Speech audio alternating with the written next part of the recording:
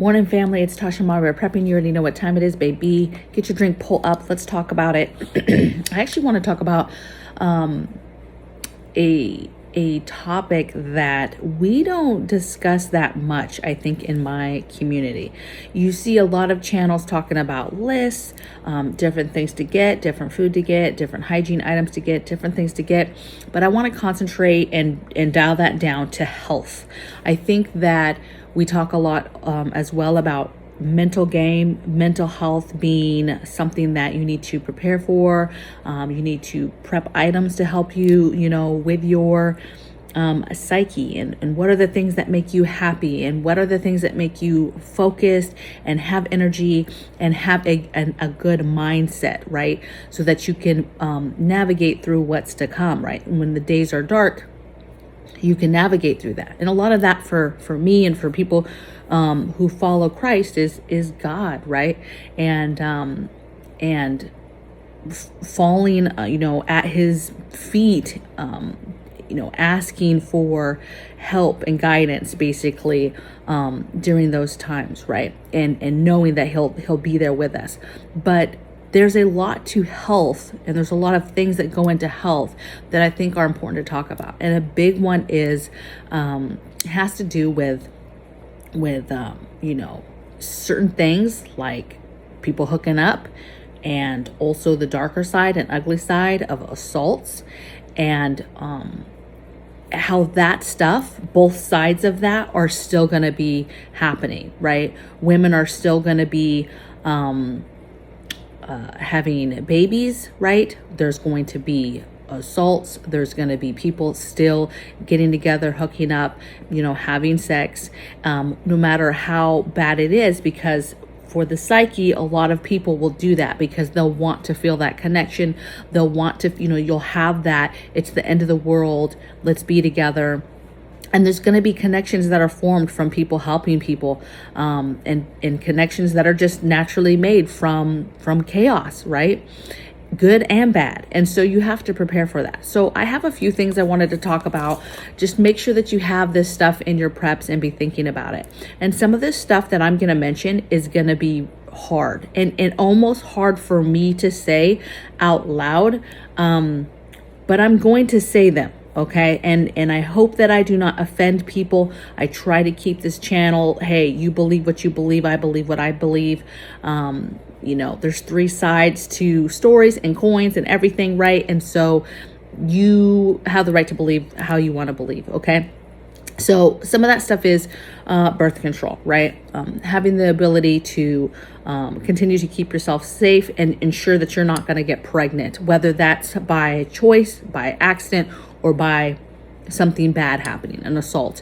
But having birth control, having those options, getting that, in your prep so that you have it, And when we talk about these topics, a lot of women will say, well, I don't have to prep certain things because I'm older, right? I can't get pregnant anymore, or I can't this, or I can't that. But some of this stuff you might be prepping and you don't know what's going to happen. And two, it might not be for you. It might be for a grandchild of yours, or a child of yours, or a sister or a brother, whoever, right?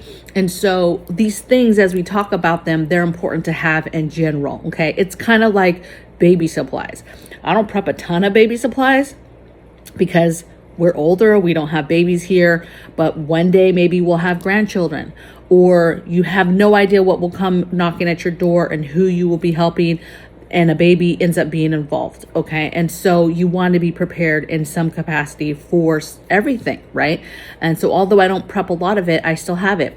Birth control is one of those things, don't just exclude it and be like, well, I don't need that. It's not important to have it because, I can't get, I can't even get pregnant anyway, right? Second one is condoms. Again, oh, well, I'm not even doing that, or I can't get pregnant. Whatever the reason is, it's super important to have this because it could be something as simple as a bartering item, okay? This stuff's important. People looking for this type of stuff, when they need it and they want it, and they'll be willing to trade for it. And so some of this stuff could be bartering items as well. this is the one. I'm going to hurt some people's feelings, and I don't even want to get deep into this, what my beliefs are, your beliefs, anything, but Plan B, over the counter, Plan B, items are available, right? Again, I'm just going to leave it there. I'm not going to get into the conversation, okay?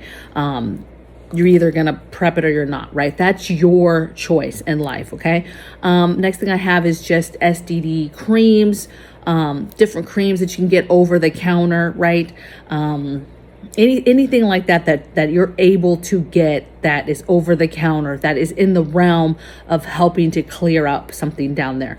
Different medications, yeast infection creams, UTI stuff, that could be pills, that could be medication, that could be creams, that could be basically whatever, all the products, different drinks, all the different products that are out there on the market for UTIs and treating them. And remember, with a lot of stuff, you're getting stuff to treat symptoms, right? So, what are the symptoms of a UTI? What exactly is going on with a UTI? And what are some other ways that you could clear that up? Menstrual stuff, right? We've talked about this before. Yes, tampons, pads, that type of stuff.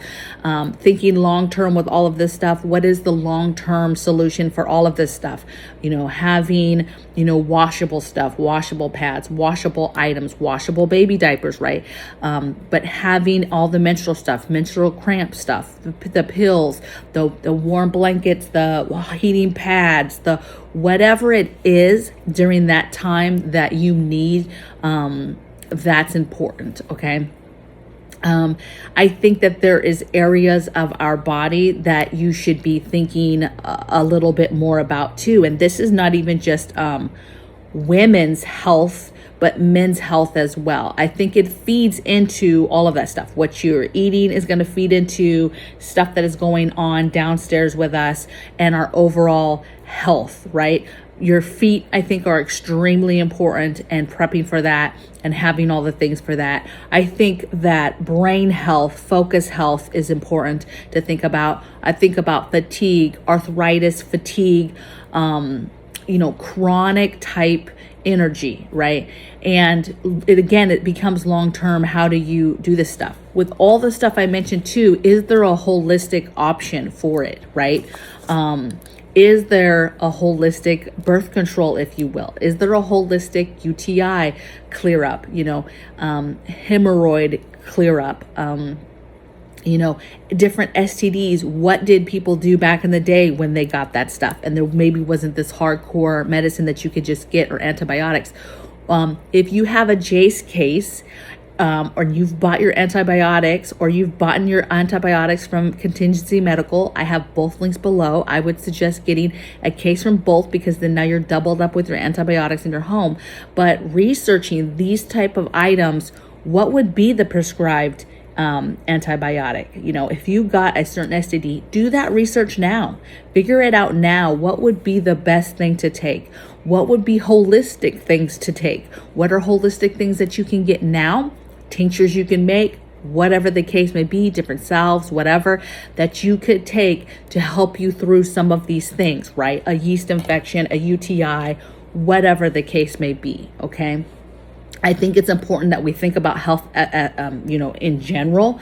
But when you talk about chaos, it's your ability to react and to be aware of what's going on, and be able to concentrate on certain things, and not have to be down for the count, and not have to be thinking about your own health. When we talk about chaos, and we know that sex is still going to be happening, assaults are going to be happening, that one area alone needs to be looked at hardcore with the thought mind of all of your family members.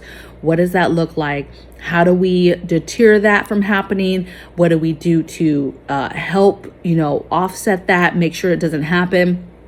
What can you do to prepare for those dark days, right?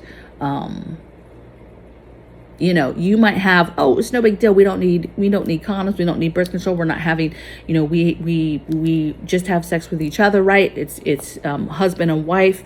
We can't even have children, whatever the case may be. And you don't think about this stuff, but stuff can still happen. You can still get a yeast infection. You can still get UTIs. You can still get all these things, right? Especially in times like that, when maybe Showering is not as good as it is now, right?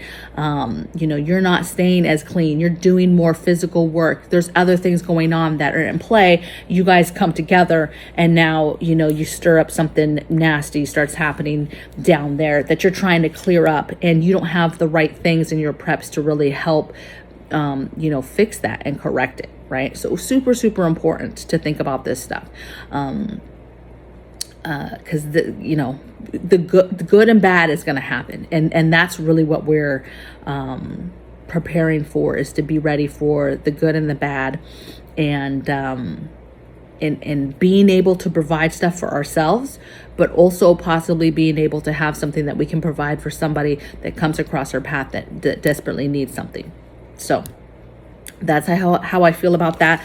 I would love to hear, because this is an area that I haven't really researched holistically yet. I haven't really thought about backups for this stuff.